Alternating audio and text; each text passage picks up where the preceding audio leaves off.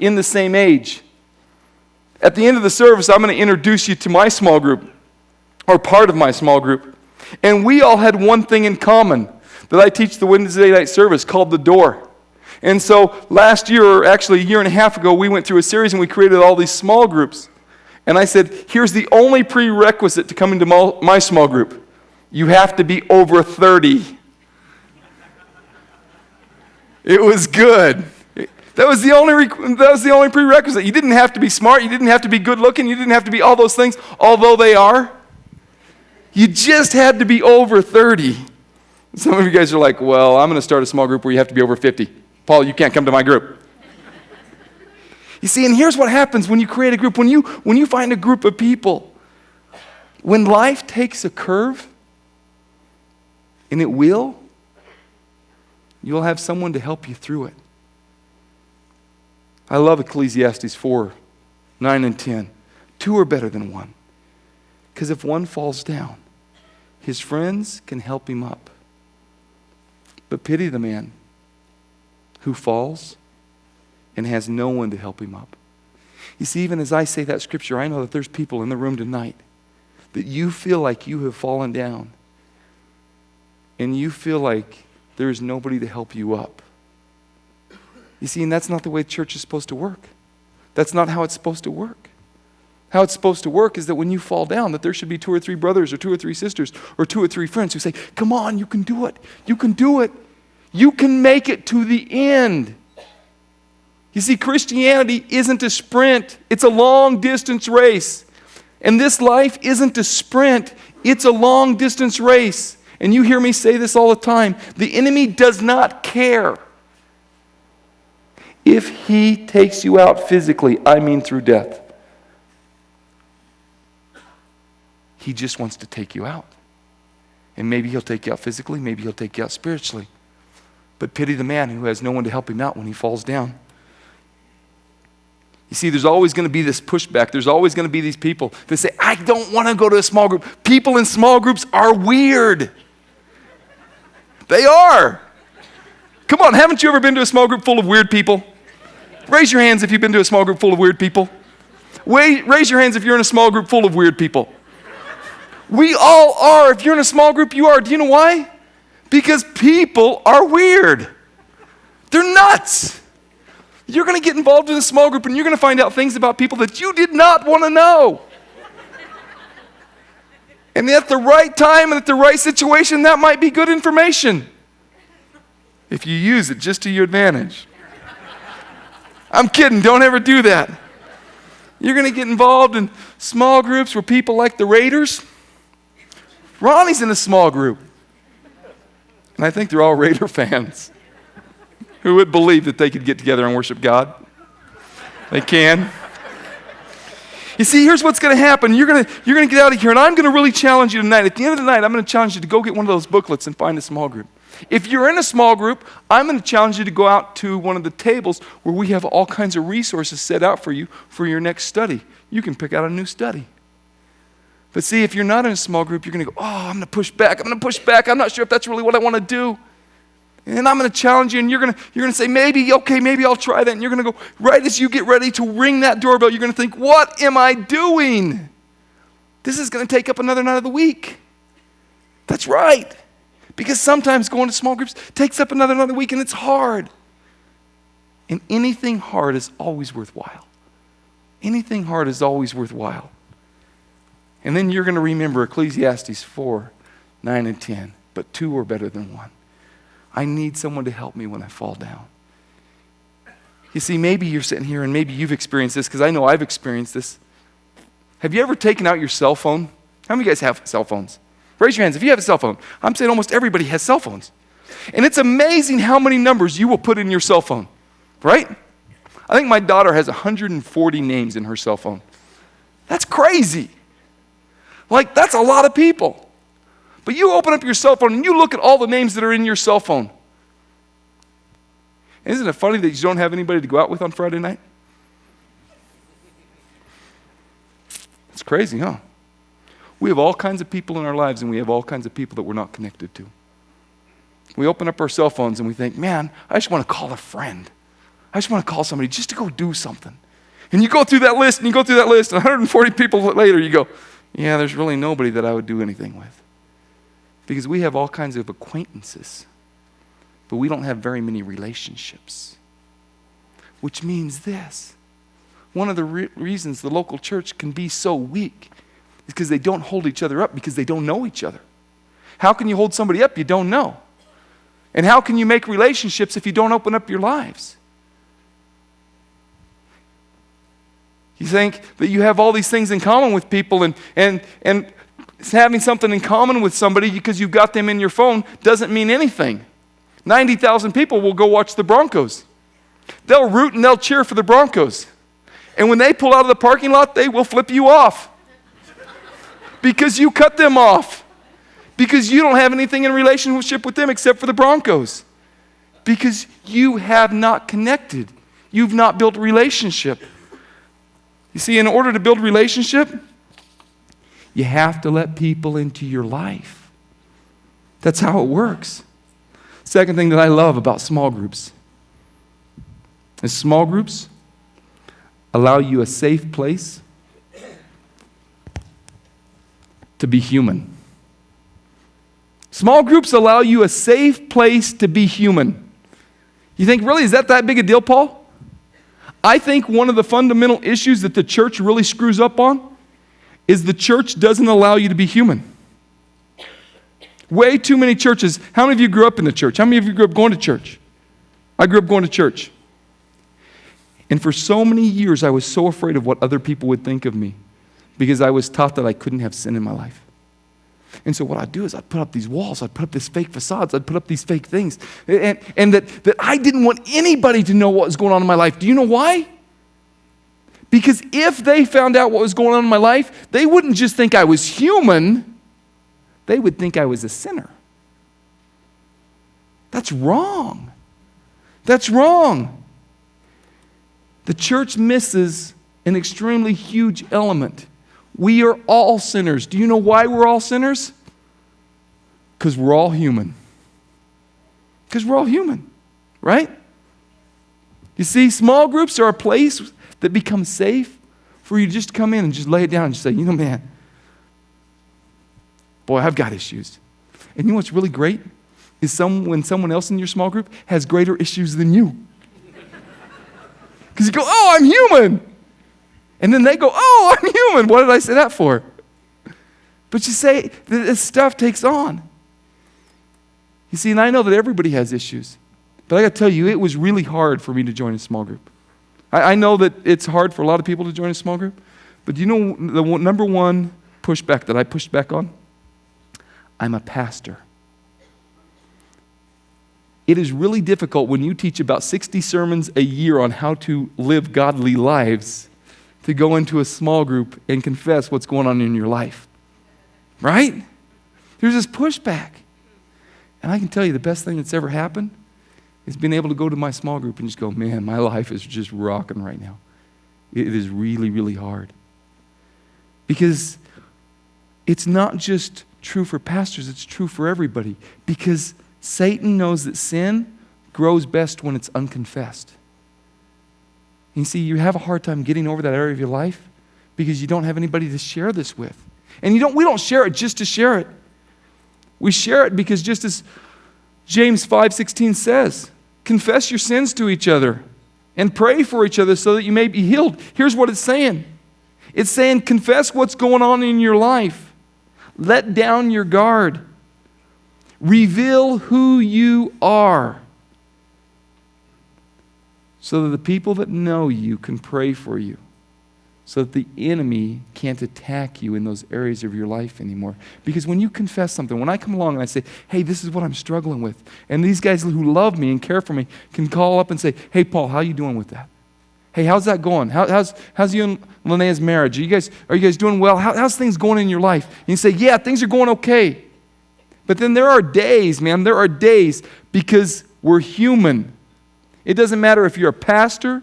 It doesn't matter if you're a school principal or a school teacher or a guy that works construction or does concrete. It does not matter what happens. It does not matter what your occupation is.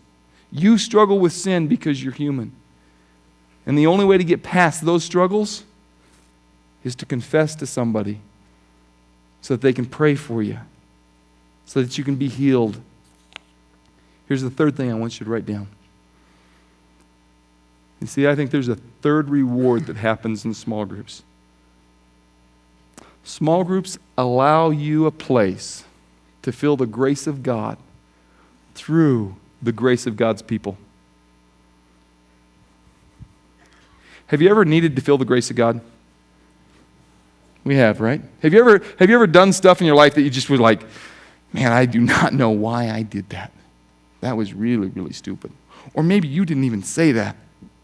You just know that, man, you're on the blocks and the enemy's taking shots at you. And all of a sudden, you share with somebody what you did. And what you're waiting for is them to go, oh, I can't believe you did that. You're so stupid. That's what you're waiting for, right? Have you done that? And then they turn around and they look at you and they go, yeah, that ain't a big deal. We all do that. What? You mean we all do that? Yeah, we've all done that.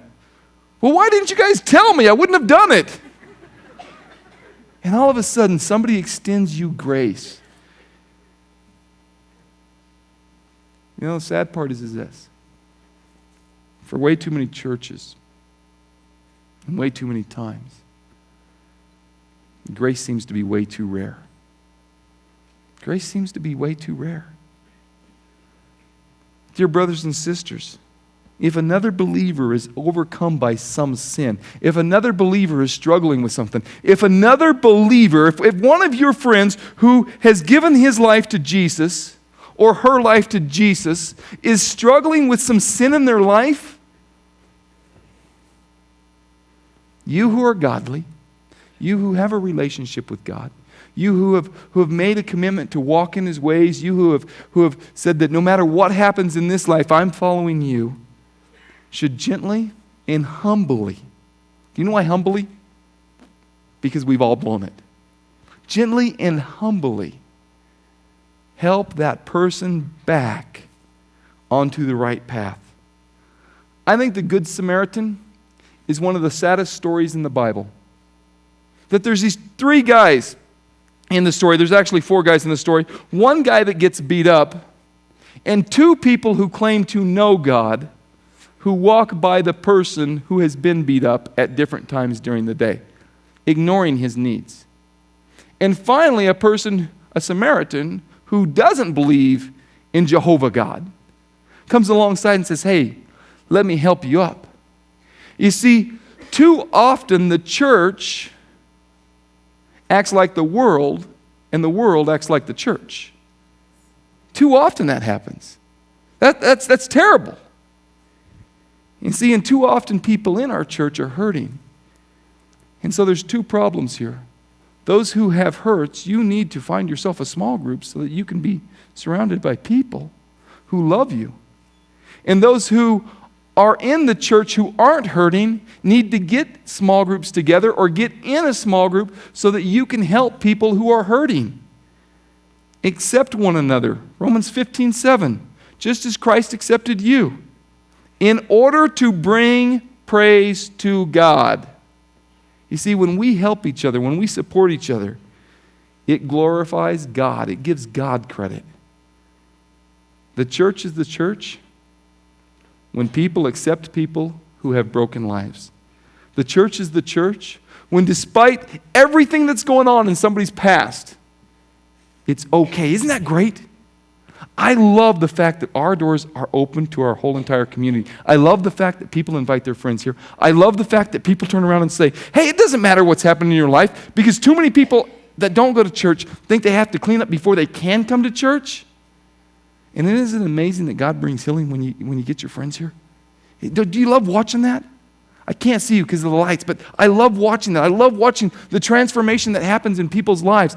I love my small group. Because not only do I get to watch the transformation that happens in my small group's lives, they get to watch what happens in my life. I love it.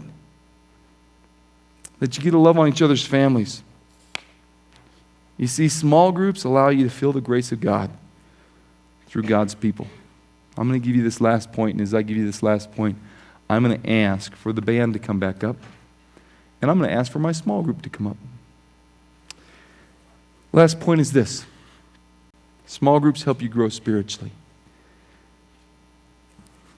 There's a lot of people who get together just to hang out with people.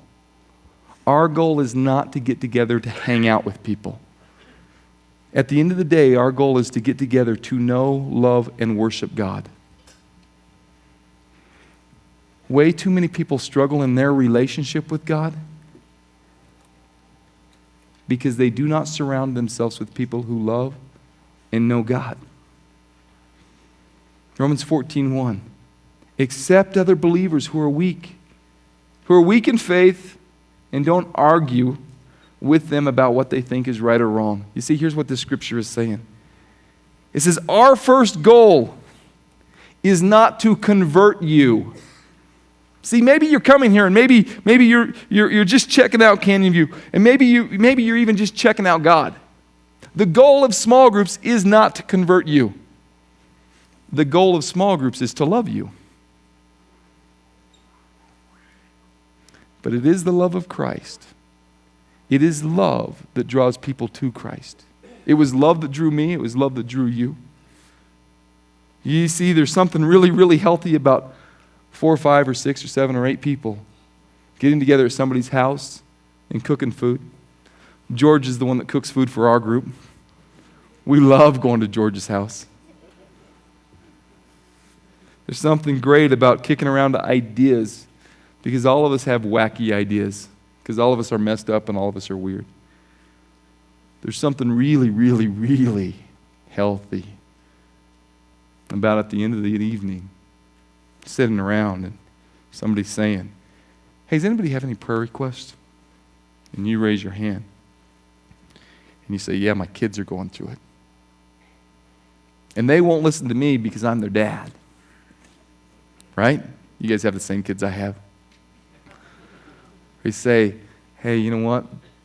Marriage is going through it, or maybe we're really struggling financially. And you sit around and you lift it all up to God. Because at the end of the day, it is God that brings change to our life. I want to introduce you to my small group. This is Cynthia. Cynthia is my friend from high school. She knows more stories about me than anybody should. My friend George works on my cars when I wreck them. And it's good to have a mechanic in your small group. Kim and Craig, they're our friends also. And we have kids that are about the same age. And it's just been really cool. And we've got a couple other people in our small group that's not able to make it tonight because they're working.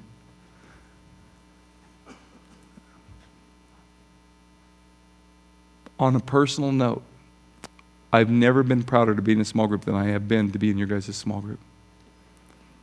That we have, I have not grown, I've grown spiritually for years, but I have been on an incredible spiritual growth for the past 18 months because of these guys and because of the studies we do.